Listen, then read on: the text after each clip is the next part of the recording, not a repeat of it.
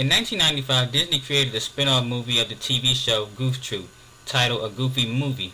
The movie revolves around a now grown-up Max, who wants his own life away from his dad's goofy shadow, no pun intended. And what's one thing teenage boys can't get out of their heads no matter what? Girls. To stand out above the crowd, even if I gotta shout out loud. Tonight is the only face that you see. Gonna stand out till you notice me.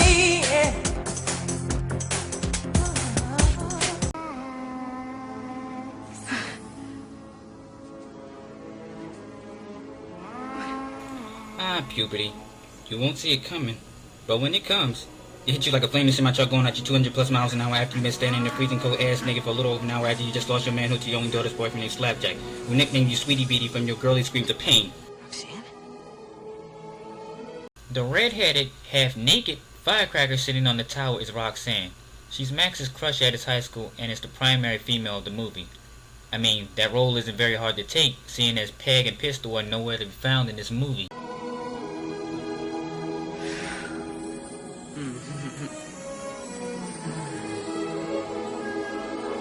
Wow. Might I just add that this is one hell of a wet dream Max is having. Wet dream. An erotic dream associated with involuntary ejaculation of semen. Wet dream. Young love.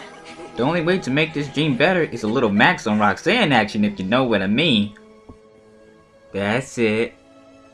That's it. Oh, what the hell? What's wrong? Damn it, Disney. I had 10 paper towels and a bottle of hand lotion ready and you pulled this shit. Quick, cute mood altering music.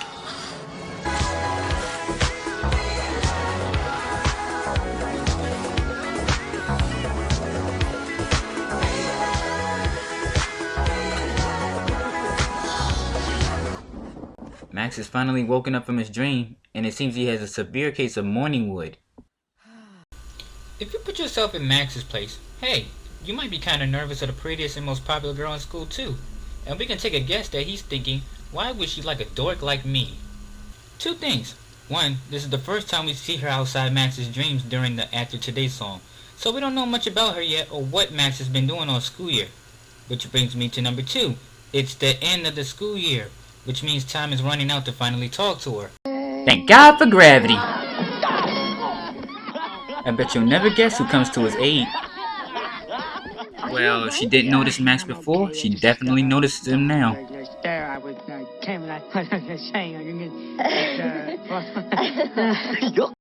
Oh, snapola, boys and girls! It's once again time to play another round of...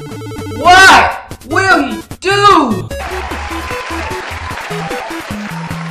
The game is simple, folks. I ask a question, and you have to figure out which is the right one. Let's begin the game! Will Max A. Shrug off his embarrassing laugh and finally talk to Roxanne like a man? Or B. Run off like a punk-ass bitch? And the answer you chose is... drumroll please?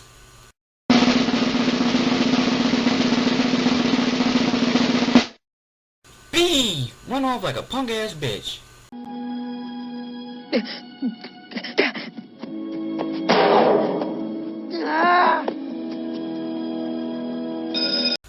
Wow, that was shameful.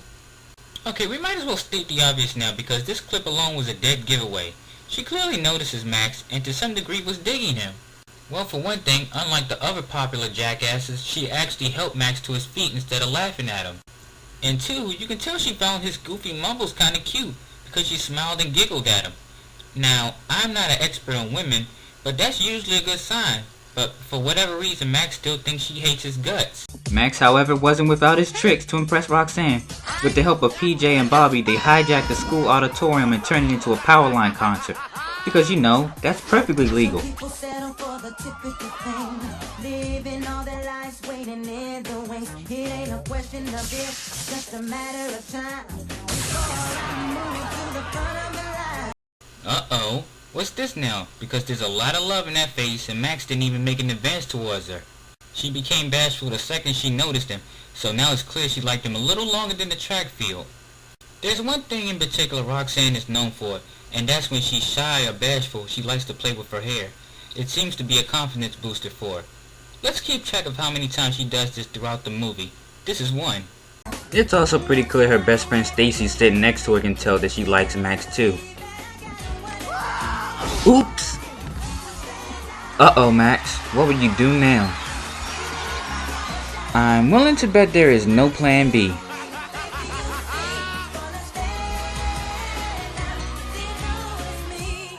Notice this. The second Max focuses on Roxanne, he's suddenly over his stage fright. I can make a dirty joke right now, but for the moment, I'll leave those up to you. No, really. What the hell happened between now and the track field? Max is a pretty backwards dude. He's scared to death of Roxanne on his own, but has no issue showing off to her in front of the entire school. So let's see, destroying school property, taking over auditorium, rejecting principal from auditorium, and causing an uproar. There is like no possible way he won't be expelled for life. Oh, and he was so close too.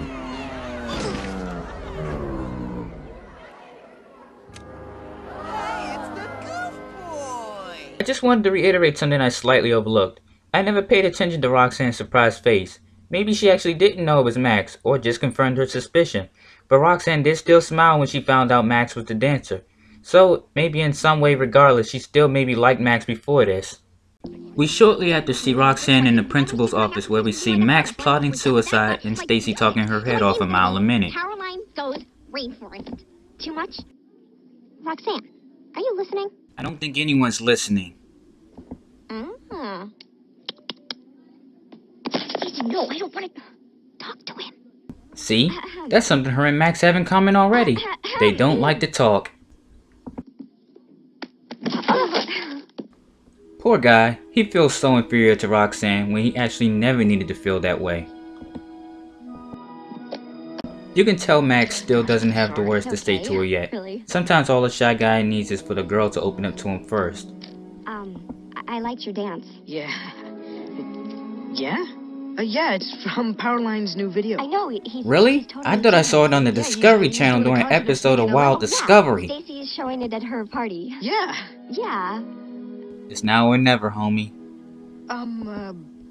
Roxanne, I was, sorta kinda thinking that maybe I'd, ask you to go with me, that is, to the party.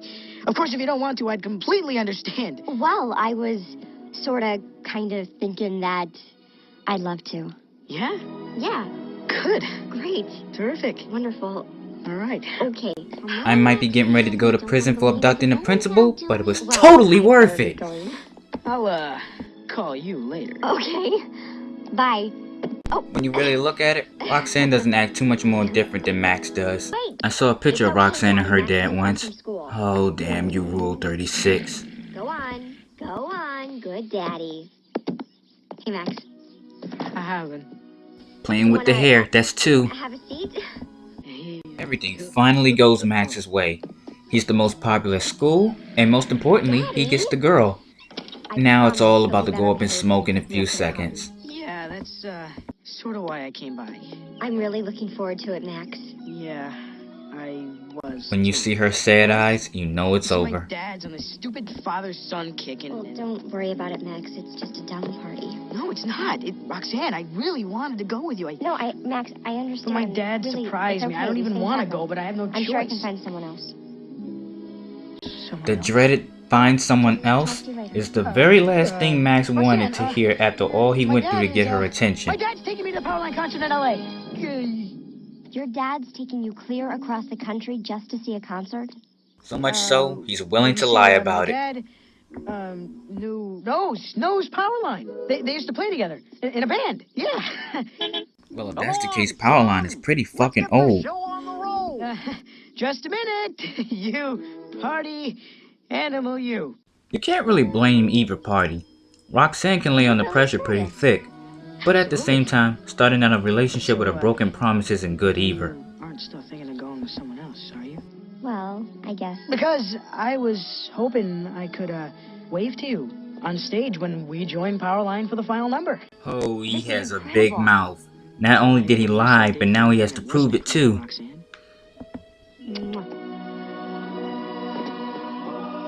have a great time at the concert, Max. Man, I'll see you on TV.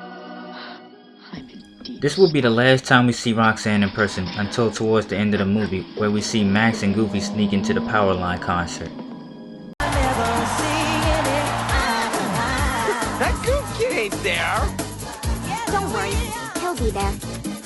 While Stacy attempts to keep Roxanne's fading hopes up, Max attempts to invade the stage and join Powerline. With his dad already on stage, he soon joins him while fleeing backstage security. For a guy who's the son of Goofy, Max can be a very crafty and even dangerous dude who damn near kills a man to impress a girl.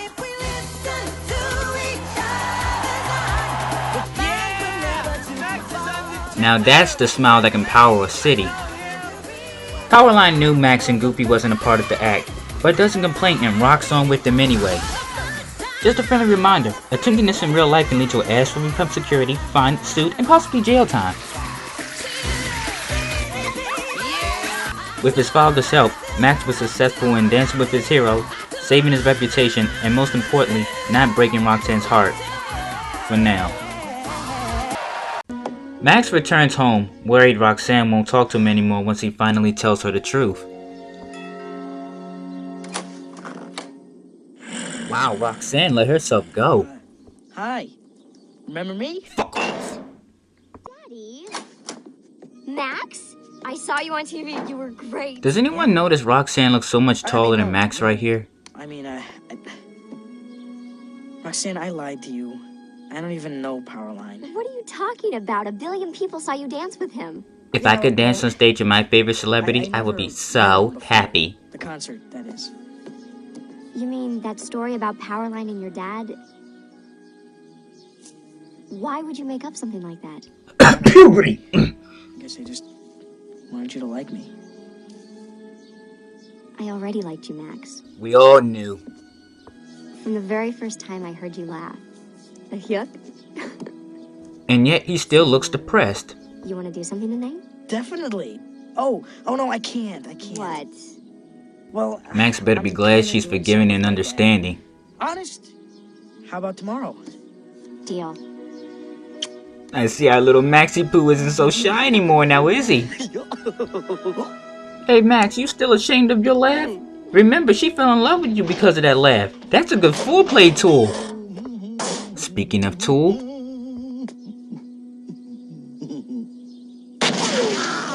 if only the movie ended that way. Roxanne, welcome to the family. Roxanne, I'd like you to meet my dad. Enchanté, mademoiselle.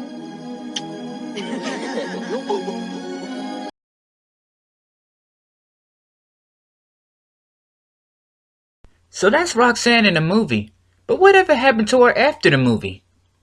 Roxanne, after the release of a Goofy movie, made 2 comic appearances, titled My Hero, printed in 1995, and Gorilla in Our Midst, printed in 1997. Unfortunately for Roxanne fans, she doesn't appear in the sequel, An Extremely Goofy Movie. She's not even mentioned. We assume at this time her and Max are broken up. A theory that can be challenged when Roxanne makes an appearance in House of Mouse in the episode Max's Embarrassing Date, an episode that takes place a few years after a Goofy movie. More. Who needs all these old guys around, messing up their fun? Thank you, Mr. Goofy. And I'd just like to say, I, for one, am glad you're our waiter. Mwah. For those that get to see this episode of House of Mouse, enjoy it while you can, because it will be the last time you see Roxanne. You want to know what I think? Here it goes. I think Disney has a slight hard-on for breaking people up. They probably thought, because they split up Pocahontas and John Smith in the second movie, they could do that shit again. Sweet boobs on Lady Liberty, who the fuck told them that was a good idea?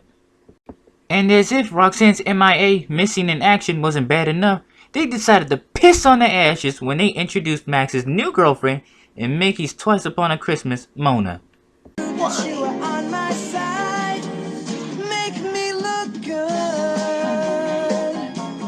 make me shine. You make me look good, I just might get to make her mine. Make me look good. Okay, I will admit, the song Make Me Shine was pretty funny with Goofy continuing to embarrass Max as usual. With that being said, I don't hate Mona, but I'm not pleased with her presence either. Now, I don't want to come off as one of those people that freak out the second something changes, but I also feel some things should just simply be left alone. To make things easier, let's do a comparison of Roxanne's character evolution to Honey Bunny and Lola Bunny.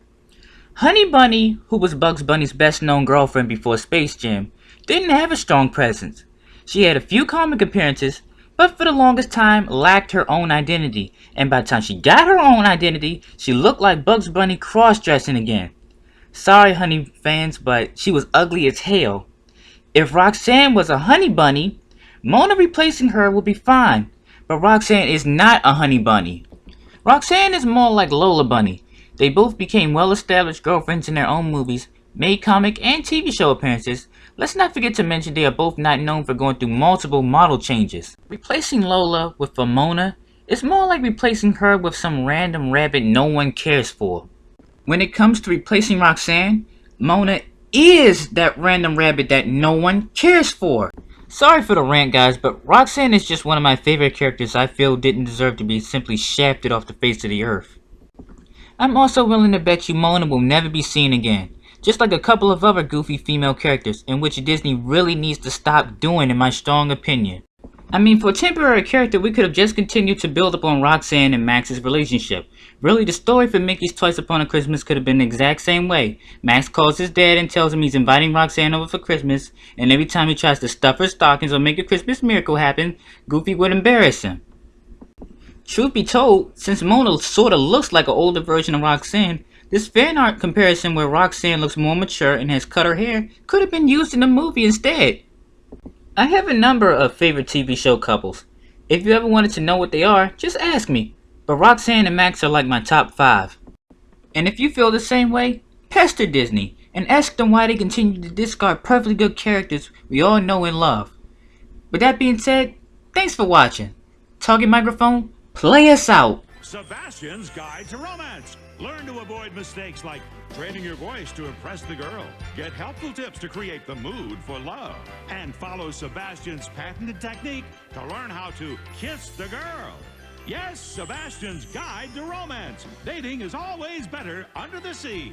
Dating under the sea may not be better if you breathe air.